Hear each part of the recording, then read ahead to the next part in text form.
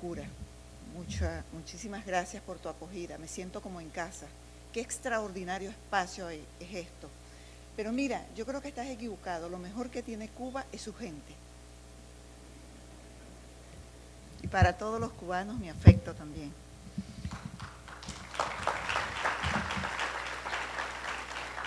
Al presidente del Tribunal Supremo de la República de Cuba, el doctor Remigio Ferro.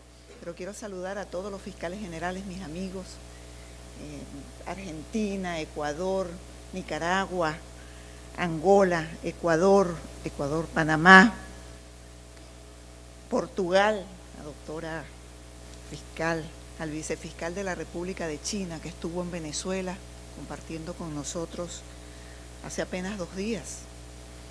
Pero yo quiero darle un saludo muy especial al doctor Juan Escalona.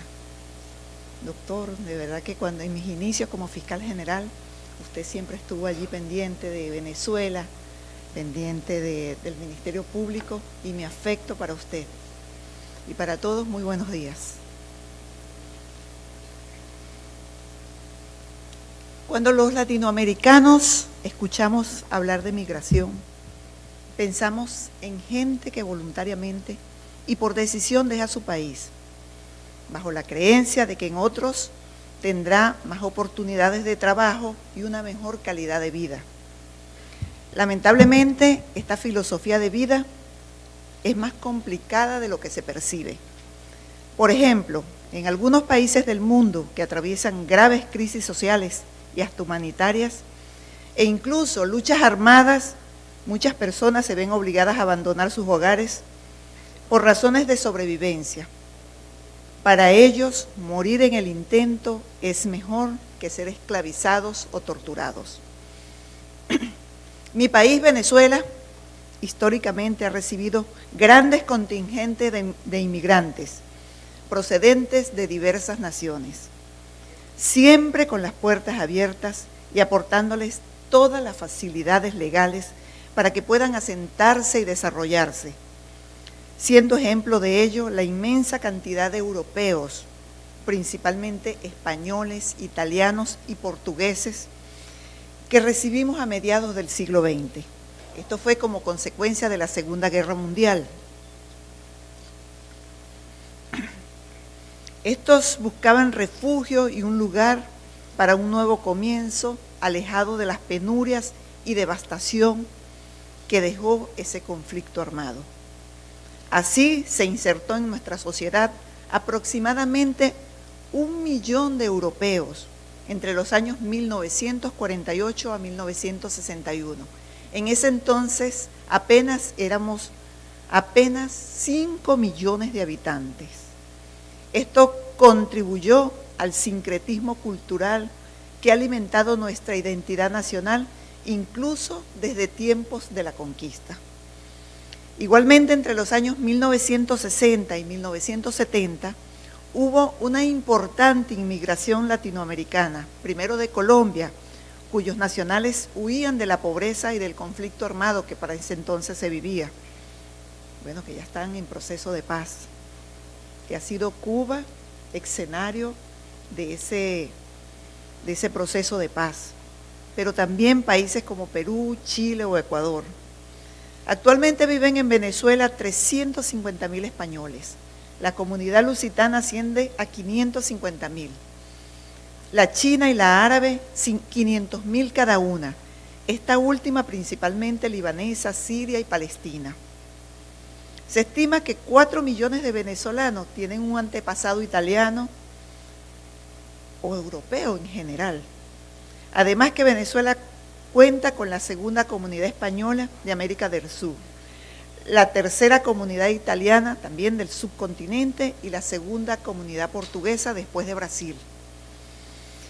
Ahora bien, desde el punto de vista legal, a partir del 20 de mayo de 2004 entró en vigencia en Venezuela la Ley de Extranjería e Migración, que sustituyó la vieja Ley de 1937.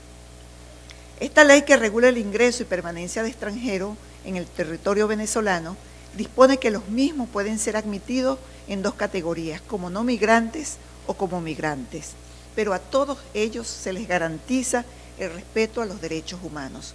Hemos sido cuidadosos y hemos regulado de forma tal que los derechos humanos de todas estas personas estén plenamente garantizados. Pero más allá de Venezuela, hay realidades en el mundo que merecen ser analizadas en profundidad, por cuanto constituyen en la actualidad un asunto de gran relevancia, tanto por sus causas como sus graves consecuencias. Se trata de los migrantes forzados que terminan derivando en refugiados, y estos son a los que me quiero referir.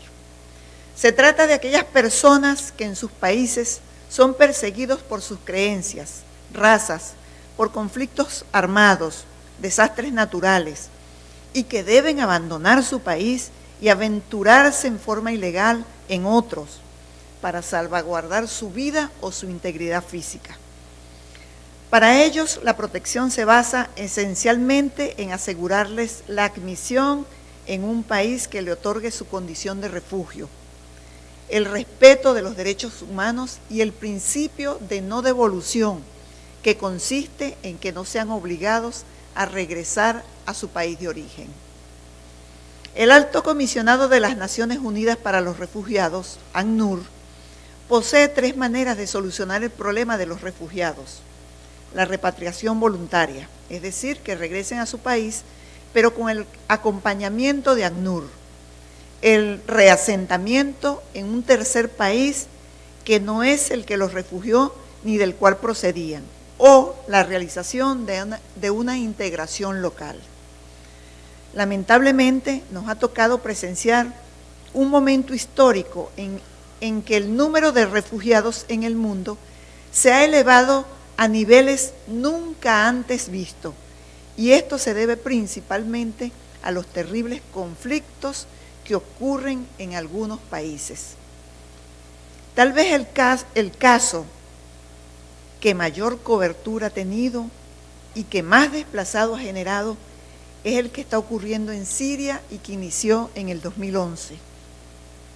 Pero no es el propósito de esta disertación profundizar en el verdadero fin de estas cruzadas internacionales, porque solo voy a abordar el tema de los refugiados desde el punto de vista traumático, o sea, desde el traumático proceso que significa abandonar la patria, llegar al destino final con todas las penurias que eso conlleva y las violaciones a los derechos humanos que le ocurren.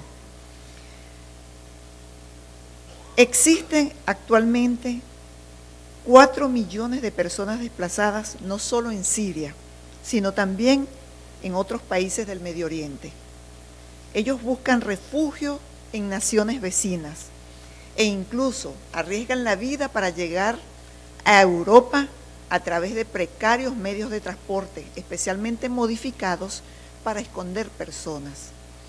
Una situación humanitaria crítica que se ha venido agudizando, y sobre todo el año pasado, en el 2015, por el incremento del flujo descontrolado de refugiados, solicitantes de asilo y otros migrantes en condición de vulnerabilidad, que en conjunto comparten las vías de desplazamiento irregular hacia países de la Unión Europea. Hasta el 21 de diciembre de 2015, más de 1.006.000 personas habían entrado en Europa, de las cuales más de 900.000 habían solicitado asilo político. Por otra parte, solo el año pasado, más de 3.400 personas habían muerto en el intento, un número alto. Se trata de la mayor crisis migratoria y humanitaria en Europa, después de la Segunda Guerra Mundial, claro está, al punto que el Alto Comisionado de las Naciones Unidas para los Refugiados declaró que Europa está frente de una de las mayores afluencias de refugiados en décadas, y enfatizó que se trata de una crisis de refugiados y no de un fenómeno migratorio. La mayoría de los movimientos de población se caracterizan por una migración forzada de víctimas de conflictos armados, persecuciones, pobreza y por la acción de redes delictivas transnacionales de tráfico ilícito de inmigrantes, que los expone al traslado en condiciones peligrosas o degradantes. Las proyecciones de ACNUR indican que el número de refugiados inmigrantes que realizan la travesía por el mar Mediterráneo hasta Europa llegaría a 400.000 a finales de 2015. Efectivamente fue así. Y en el 2016 podrían llegar a 450.000 o más. Es decir, que en 2 años al menos 850.000 personas cruzarán el Mediterráneo en busca de un refugio en la Unión Europea. Ellos sin contar aquellos que intentan la travesía por vía terrestre a través de Turquía. Se puede decir que la crisis de los refugiados ha revelado el lado oscuro de la humanidad y el contraste entre la solidaridad humana básica de las personas y el cálculo frío e insensible de algunos gobernantes. A través de los medios de comunicación y de las redes sociales, hemos visto imágenes y conocido historias de hombres, mujeres y niños huyendo de los horrores de la guerra, del hambre y la destrucción, solo para encontrar la muerte en el mar o en la parte trasera de los camiones, enfrentarse a alambres de púa, policías antidisturbios, campos de detención y deportación forzada, lo cual ha tocado nuestras fibras, nuestra sensibilidad, porque incluso son deportados de manera forzada. Y esto yo diría que ha conmocionado a millones de personas y nos ha colocado en el deber de reflexionar sobre las causas y las soluciones de esta situación. Ante todo, nos sentimos obligados a dar respuestas y entender cuáles son los orígenes de esta crisis. Los refugiados huyen de los países que han sido sumidos en guerra civil. Desde nuestro punto de vista, no hay ninguna diferencia entre refugiados e inmigrantes. Ambos huyen principalmente de las guerras civiles y sobre todo de las violaciones a los derechos humanos. Otros huyen del hambre y las privaciones causadas por la explotación. En la mayoría de los casos es una combinación de todos estos elementos. La respuesta ahora y en el pasado ha sido la construcción de muros y sistemas cada vez más sofisticados para evitar la entrada de los hambrientos y temerosos. Las grandes potencias occidentales se enorgullecen de la destrucción del muro de Berlín, mientras se dedican a construir otros muros, Ceuta y Melilla, Serbia, Bulgaria y Hungría. Y no puedo dejar de mencionar, tengo que decirlo, que hay un precandidato a la presidencia de los Estados Unidos que propone la creación de un muro entre México y su país. Grandes cantidades de dinero se gastan también en el financiamiento de los campos de detención en países extracomunitarios. Quizás esta política de seguridad es la que obliga a cientos de miles de inmigrantes y refugiados a caer en las manos de las mafias para intentar entrar en otros países por medio de rutas ilegales. Este es otro gran problema. Se ha convertido en un negocio muy lucrativo. Según algunas estimaciones, en el caso de Europa, los inmigrantes han pagado 1.000 millones de euros al año durante los últimos 15 años por su viaje, para poder pagar su viaje. Algunos medios de comunicación optan por demonizar a las mafias como si fuera la única causa del problema. Son sin duda bandas criminales que no tienen respeto por la vida humana y solo están interesadas en obtener beneficios. Sin embargo, los traficantes de personas no crean a los refugiados ni empujan a los inmigrantes hacia los países desarrollados. Simplemente se benefician del movimiento migratorio existente. Frente a esta terrible realidad, escuchábamos comentarios como el expresado por David Cameron, el primer ministro de Inglaterra. Eso lo hizo a principios del pasado año, cuando declaró que había que poner fin a las operaciones de búsqueda y rescate en el Mediterráneo, por miedo a un efecto llamada que incitaría a más inmigrantes a asumir el riesgo de cruzar el Mediterráneo. Y al final lo hicieron.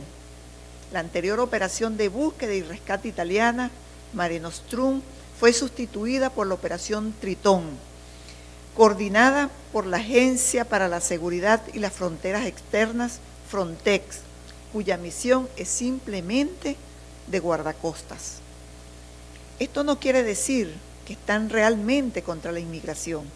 Los trabajadores inmigrantes, y no podemos inadvertir eso, son muy útiles desde el punto de vista de las empresas. Son una fuente de trabajadores altamente cualificados que no acarrean costos de formación y preparación, sino que son una mano de obra barata e ilegal, que un sector de grupo económico puede explotar saltándose la ley y generalmente es utilizada para bajar los salarios del conjunto de los trabajadores. También los inmigrantes sirven para ser responsabilizados de los recortes de los servicios públicos, de la escasez de vivienda y de la inseguridad, entre otros.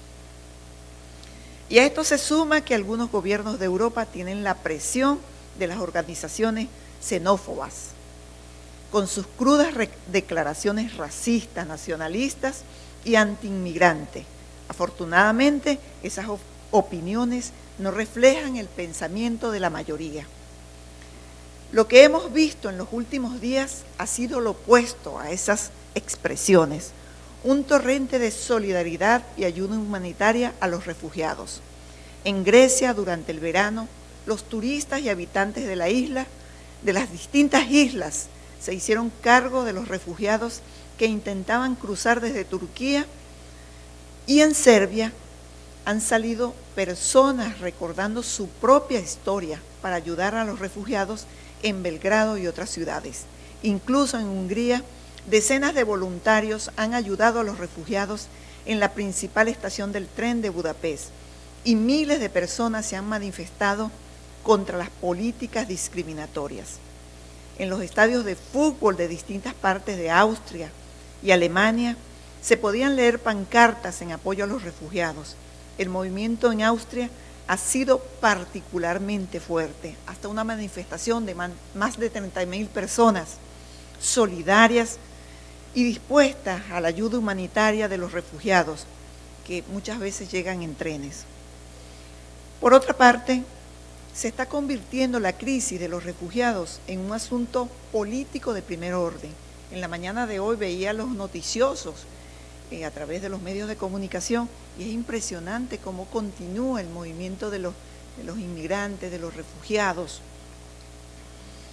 Evidentemente hay una reacción directa a las imágenes publicadas en los medios de comunicación en los últimos días. Quizás recordarán aquella imagen que yo creo que circuló por todo el mundo del niño tirado en las arenas y en las costas de Turquía y las 71 personas que murieron en la parte trasera de un camión en Austria.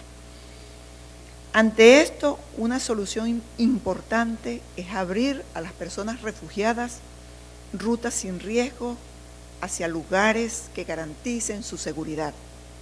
Esta medida supone permitir que las personas se reúnan con sus familiares y proporcionarles visados para que no tengan que gastar sus ahorros de toda su vida ni arriesgarse a morir ahogadas en el mar o asfixiadas en transporte para alcanzar destinos seguros. A la par, todos los países deben comprometerse a investigar y a enjuiciar a las bandas de traficantes que explotan a las personas refugiadas y migrantes y que, en consecuencia, ponen intereses monetarios por encima de la seguridad de estas personas. Dicho compromiso debe ampliarse a reasentar a todas las personas refugiadas que lo necesiten. El reasentamiento es una solución esencial para la mayoría de las personas refugiadas más vulnerables, como las supervivientes de torturas y las que sufren problemas médicos graves. Viajen por tierra o por mar, A las personas que huyen de situaciones de persecuciones o de guerra, se les debe permitir cruzar las fronteras, tengan o no tengan documentos de viaje. Obligarlas a retroceder y levantar vallas colosales no hace más que forzar a las personas a tomar rutas más peligrosas en busca de seguridad. Según ACNUR, 19.5 millones de personas en todo el mundo se han visto obligadas a buscar refugio fuera de sus países. Los gobiernos tienen el deber de ayudarlas. Sin embargo, los países más ricos aún se resisten a prestar auxilio. Es decir, este asunto les resulta ajeno. En consecuencia, escondido detrás de sus fronteras, cerradas y temerosas de verse inundados, permiten por conveniencia que otros países más pobres, principalmente el Medio Oriente, África y el sur de Asia, acojan un increíble 86% de las personas refugiadas. Además, haciendo caso omiso de la mayoría de las peticiones de ayuda humanitaria, dejan en el abandono a los organismos de la ONU, que ya ni siquiera pueden proporcionar completa atención a muchas personas refugiadas. Los gobiernos deben también dejar de culpar a las personas refugiadas y migrantes de sus problemas económicos y sociales. Yo quiero destacar la iniciativa latinoamericana y del Caribe para el tratamiento de los refugiados. Lo recogemos en un instrumento suscrito en 1984 en la ciudad de Cartagena, donde los países de Centroamérica y México firmaron una declaración basada en la Convención de los Refugiados, pero ajustada a la realidad latinoamericana y la situación que se vivía en aquel momento. Se trata entonces del más prominente instrumento regional sobre refugiados, pues amplió la definición de refugiados para América Latina y propuso nuevos enfoques.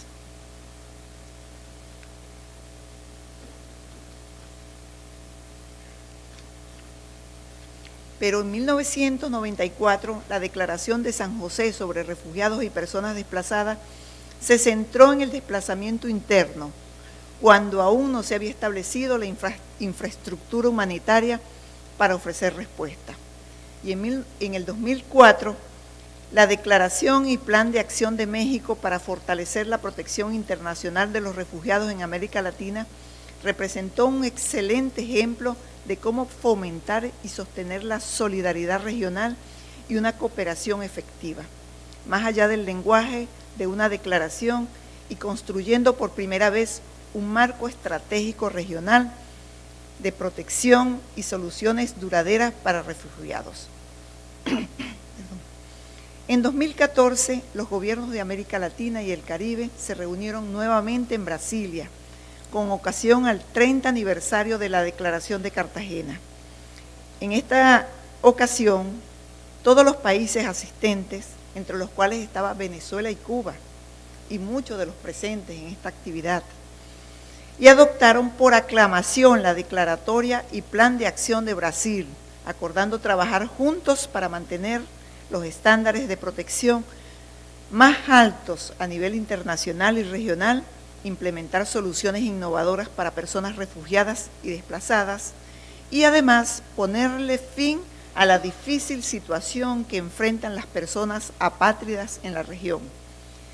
La Declaración y Plan de Acción de Brasil mantuvo el mismo espíritu visionario y alto nivel de aspiraciones en idear un nuevo marco regional para la próxima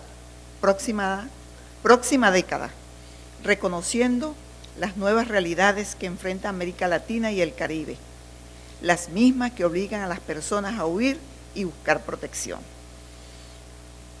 Este documento plasma la voluntad de América Latina y el Caribe para el abordaje humanamente de las necesidades de los más vulnerables, así como los valores y contribuciones de la dinámica que hay en la sociedad en toda esta región.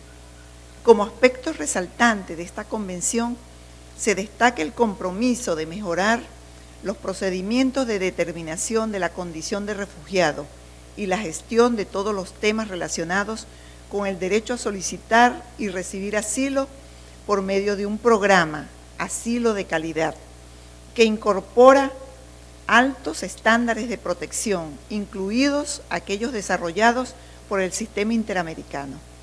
Asimismo, se reconoce que las zonas de frontera son complejas y necesitan ser preservadas como espacios de seguridad y protección para todas las personas nacionales y extranjeras. Por ello, se acoge la propuesta de establecer el programa de fronteras solidarias y seguras para el abordaje de las necesidades de personas que residen, transitan o retornan a áreas fronterizas como parte de movimientos migratorios, incluidas las personas con necesidades de protección internacional.